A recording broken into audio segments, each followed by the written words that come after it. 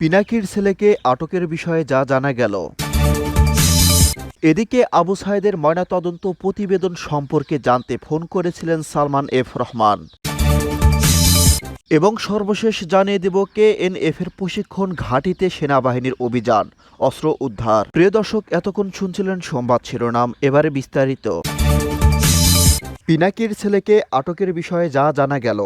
প্রবাসী সাংবাদিক ও online activist Pinaki ভট্টাচার্যের ছেলেকে পুলিশ ও সেনাবাহিনী আটক করেছে, এমন দাবি সম্বলিত একটি ভিডিও সম্প্রতি সামাজিক যোগাযোগ মাধ্যমে ছড়িয়ে পড়ে।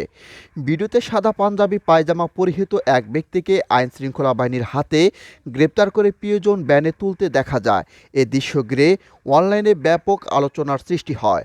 তবে রিউমার স্ক্যানার টিমের অনুসন্ধানে জানা গেছে, ভিডিওটি পিনাকি ভট্টাচার্যের সন্তানের নয়, বরং এটি রাজশাহী মহানগর বিএনপির সাবেক সভাপতি শফিউল আলম লালটুর ছেলে মোস্তফা আলম অনিন্দকে যৌথ বাহিনীর অভিযানে অস্ত্র ও বিস্ফোরণ সহ গ্রেপ্তারের ফুটেজ।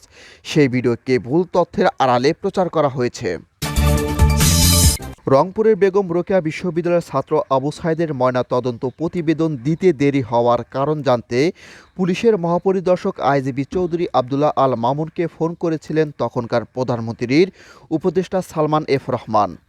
বৃহস্পতিবার আন্তর্জাতিক অপরাধ ট্রাইব্যুনাল জবানবন্দিতে চৌধুরী আবদুল্লাহ আল মামুন এ তথ্য প্রকাশ করেন। জবানবন্দিতে তিনি জানান, ফোনালাপের পর তিনি রংপুর পুলিশ কমিশনারের সঙ্গে যোগাযোগ করলে জানানো হয়, যথাযথ কর্তৃপক্ষ ময়নাতদন্ত প্রতিবেদন দিতে দেরি করেছে।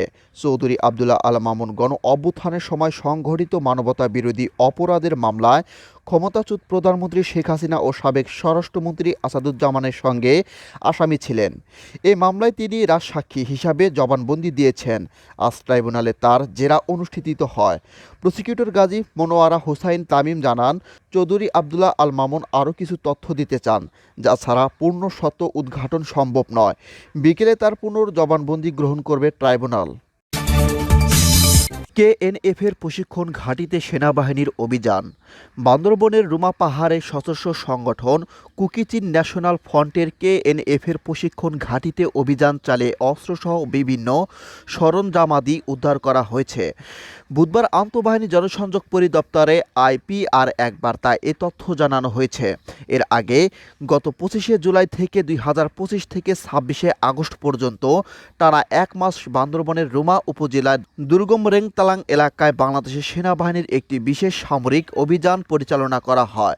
উক্ত অভিযানে সেনাবাহিনীর টহল দল সীমান্তবর্তী জনবসতহীন এলাকায় বম পার্টি তথাকথিত কেএনএ একটি প্রশিক্ষণ ঘাঁটি চিহ্নিত করে ব্যাপক তল্লাশির অভিযান পরিচালনা করে।